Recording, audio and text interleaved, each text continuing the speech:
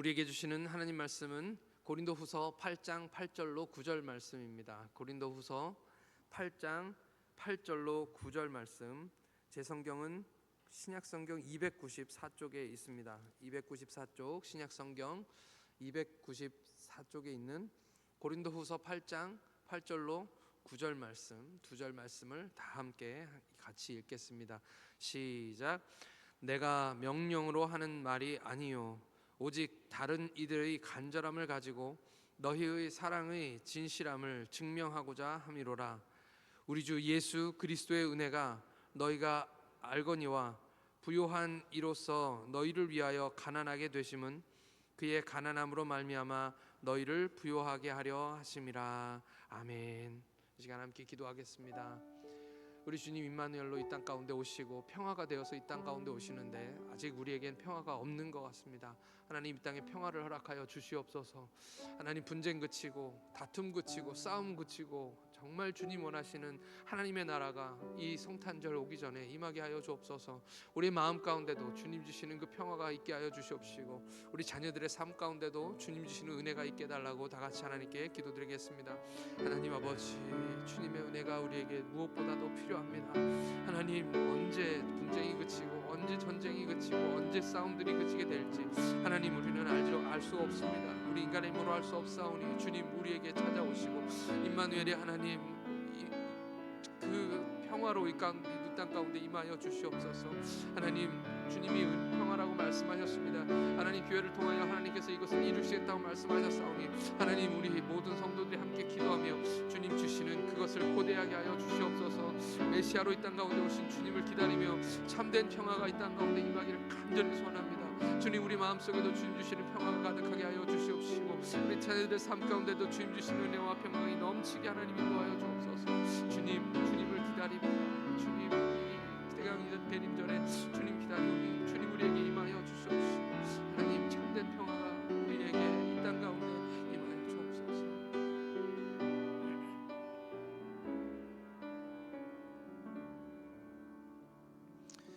은혜의 주님 감사합니다. 이 새벽에도 주님을 갈망하는 마음으로 주님 앞에 나왔습니다.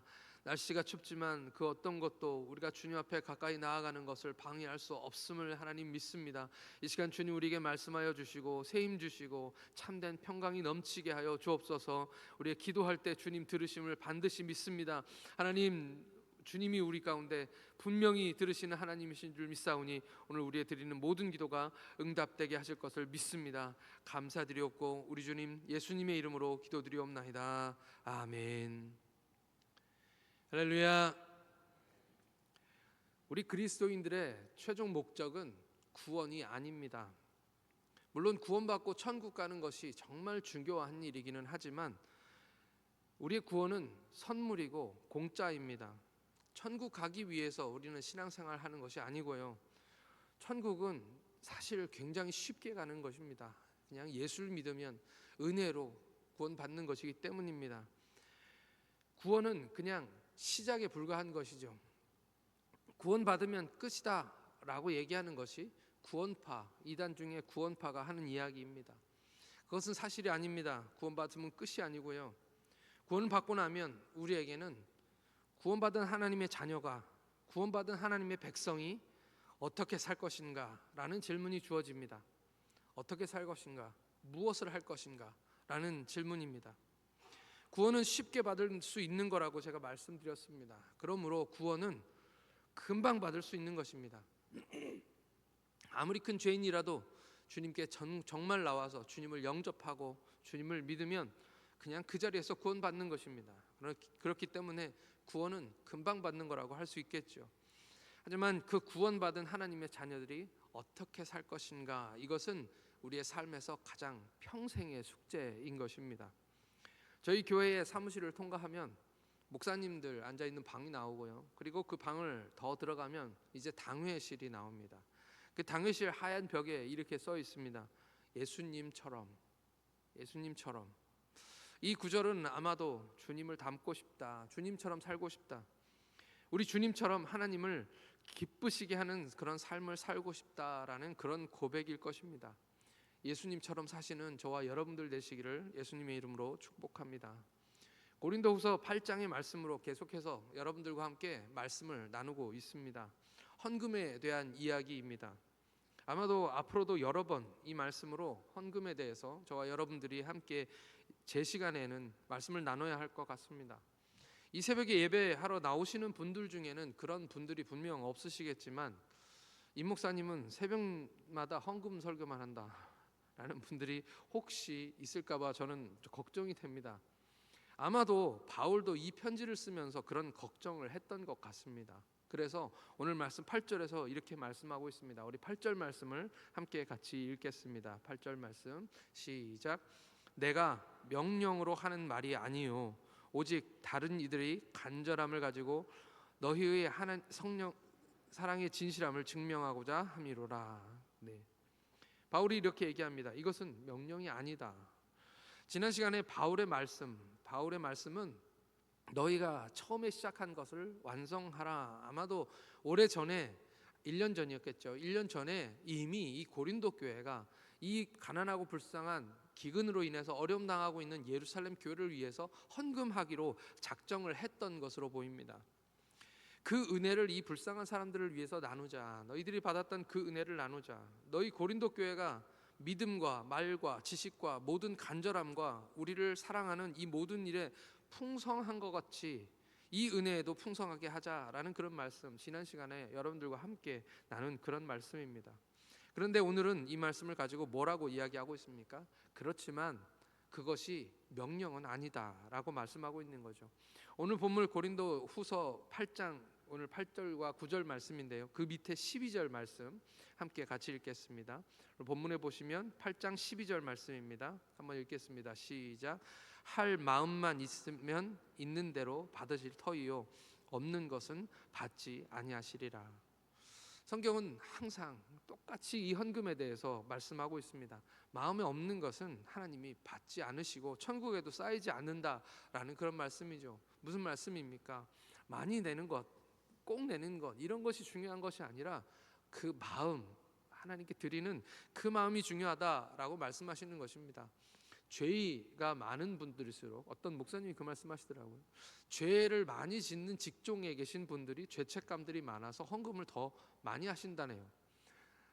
사실인지 아닌지는 잘 모르겠습니다. 그래서 드리는 헌금이라면 하나님이 아무리 많이 드려도 받지 않으신다. 물론 돈이야 교회 헌금통 속에 집어넣으면 그냥 교회 헌금 재정으로 들어가겠죠. 하지만 하나님은 받으신 적이 없다, 안 받으신다라고 말씀하시는 것입니다. 오늘 말씀 9절 말씀도 함께 읽겠습니다. 9절 말씀 시작. 우리 주 예수 그리스도의 은혜를 너희가 알거니와 부요하신 이로써 너희를 위하여 가난하게 되심은 그의 가난함으로 말미암아 너희를 부요하게 하려 하심이라. 아멘. 오늘 말씀에 전제가 있습니다. 고린도 교회 이 성도들에게 예수 그리스도의 은혜, 이것을 바울은 이 고린도 교회가 이미 알고 있다. 너희는 은혜를 받은 사람들이고 은혜가 무엇인지 아는 사람이다라고 이야기하고 있는 것이죠. 저는 여기에 계신 모든 분들이 우리 하나님의 은혜, 우리 주님의 그리스도의 은혜가 무엇인지 아시는 분들이라고 믿습니다. 그러니까 이 새벽에 나와서 주님 앞에 예배하는 것이죠.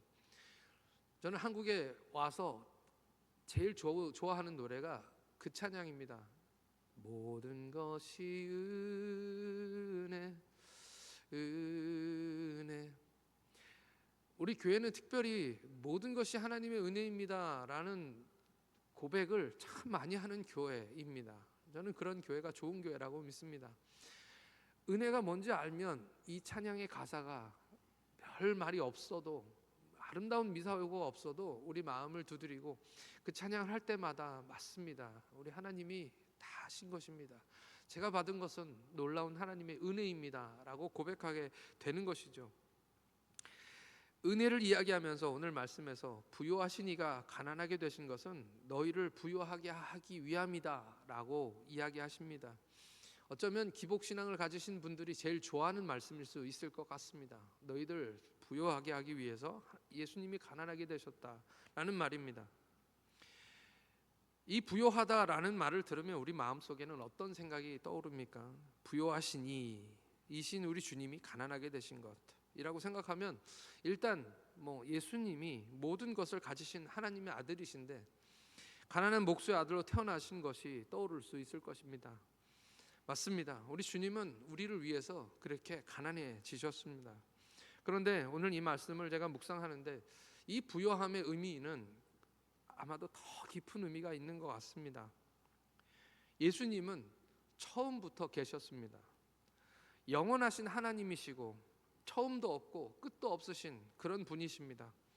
성육신이라는 것은 하나님이 인간이 되셨다는 것을 말하고 있는데 어렵게 얘기하자면 무제한, 제한이 없는 하나님이 하나님 자신을 인간의 육체라는 것에 제한하신 아주 놀라운 사건입니다. 이 성육신의 사건을 묵상하면 묵상할수록 어떻게 이럴 수가 있나라는 그런 생각을 할 수밖에 없습니다. 우리 인간은 시간과 공간의 제한을 받습니다. 태초에 하나님이 천지를 창조하실 때도 역시 시간과 공간을 창조하신 것이고요. 그리고 우리 인간은 그 시간과 공간 안에서 자유로울 수가 하나도 없습니다.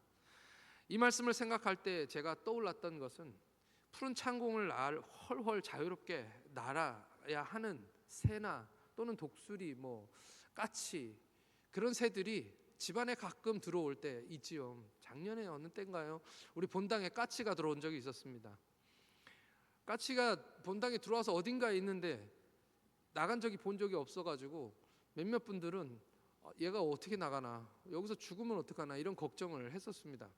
근데 까치는 아주 똑똑해가지고 결국은 이 입구를 찾아서 나갔더라고요. 다행히. 근데 어쨌든 가끔씩 집안에 새나 이런 것들이 들어오면 새들은 아주 답답해하기 때문에 그 좁은 공간에서 살 수 없기 때문에 이리 부딪히고 저리 부딪히고 그렇게 하고 아주 난리가 납니다. 어떻게든 내보내고 싶어서 막 이리 날리고 저리 날리고 사람들은 그렇게 할 수밖에 없죠. 새에게 이 작은 공간은 너무 좁은 공간입니다. 답답한 공간입니다.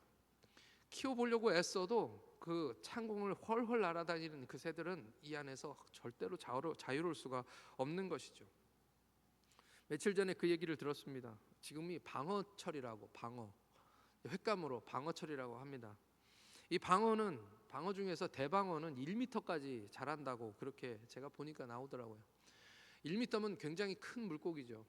근데 제가 어느 때인가 횟집에 그 작은 수조 안에 커다란 방어가 그냥 우두커니 이렇게 있는 모습을 보았습니다. 물에서 빠르게 헤엄치는 물고기가 그 작은 횟집의 어항에서 얼마나 답답하고 그럴까요? 제가 방어가 되어보지는 못하지만 참 이 자유롭지 못하다는 거 어떤 느낌인지 여러분들 잘 아실 거라고 생각합니다. 우리 인간은 시간과 공간 안에서 태어나고 자랐기 때문에 이 시간과 공간이라는 제한이 얼마나 불편하고 답답한지 하나도 알 수가 없습니다. 그런데 우리 주님은 원래부터 영원 속에 계시다가 우리와 함께 하시기 위해서 이 땅에 내려오신 것입니다. 그 내려오신 곳이 베들레헴이고 마구간이고 말구유였던 것이죠. 우리가 이해할 수 없지만, 우리가 그 기분이 어떤 것인지 알 수 없지만 그 영원하신 하나님께서 공간도 시간도 아무 의미가 없는 우리 영원하신 하나님의 아들이 자기를 우리를 위하여 이렇게 제한하시고 모든 것을 내어놓으신 것입니다. 그것이 바로 성육신의 사건이죠. 어쩌다 보니까 그렇게 태어나신 것도 아니고요. 하나님의 영원하신 계획 속에서 스스로 자원하여서 자기를 비우신 것입니다. 그래서 빌립보서에서는 이렇게 말씀하고 있습니다. 빌립보서 2장 6절부터 8절 말씀, 우리가 잘 아는 말씀입니다. 그는 근본 하나님의 본체이시나 하나님과 동등됨을 취할 것으로 여기지 아니하시고 오히려 자기를 비워 종의 형체를 가지사 사람들과 같이 되셨고 사람의 모양으로 나타나사 자기를 낮추시고 죽기까지 복종하셨으니 곧 십자가에 죽으심이라. 인간이 되신 것, 그것으로 끝난 것이 아니라 자기를 낮추시고 죽기까지 복종하셔서 십자가에서 죽으셨습니다. 하늘 저 가장 높은 곳에서 이 땅의 가장 낮은 곳으로 오신 것입니다. 그것이 오늘 우리에게 주시는 하나님 말씀, 부요한 자로서 가난하게 되셨다, 이렇게 말씀하신 이유는 그냥 우리 잘 먹고 잘 살게 하시려고 부요케 하신 것이 아니라 주님처럼, 우리 예수님처럼 살게 하시려는 것입니다. 우리 예수님처럼. 대림점 두 번째 주일을 향해 우리가 가고 있습니다.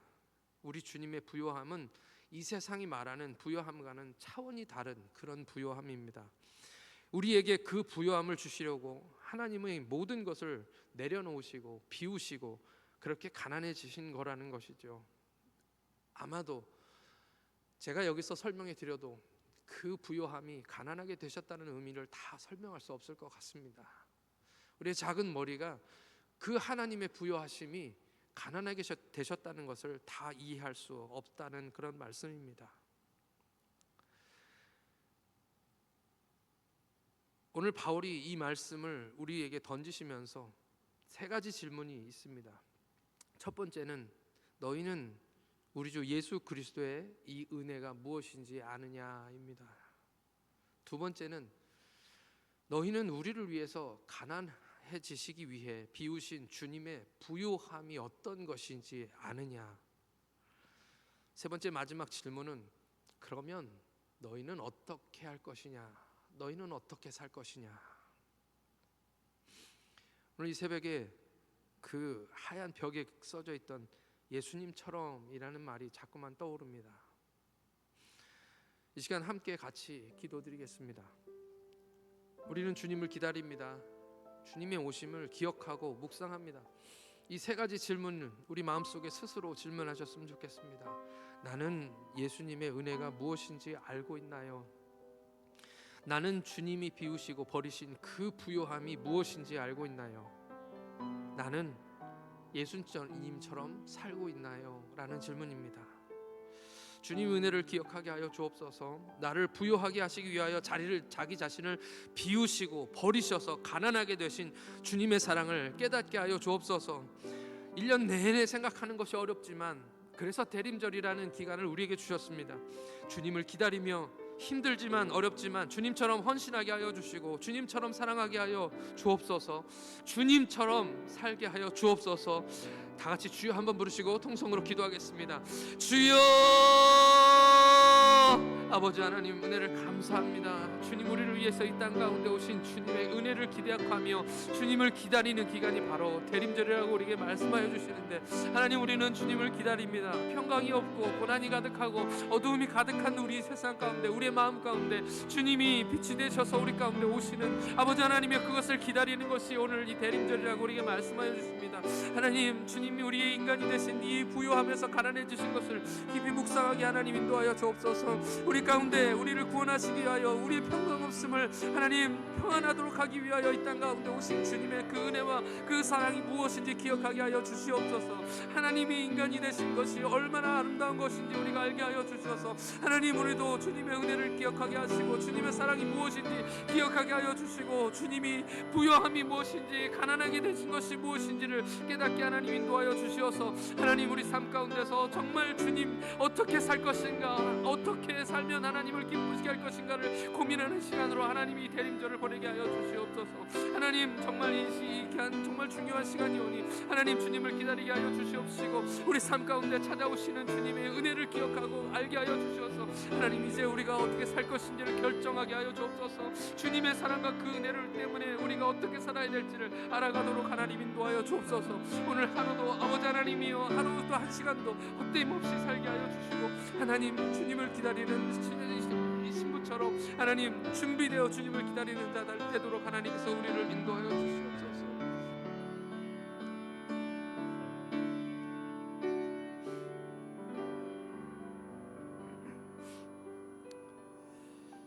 하나님 아버지, 은혜와 사랑에 감사를 드립니다. 주님이 가난해지심은 나를 위해 모든 것을 버리시고 비우신 하나님의 크신 은혜임을 알게 하여 주옵소서.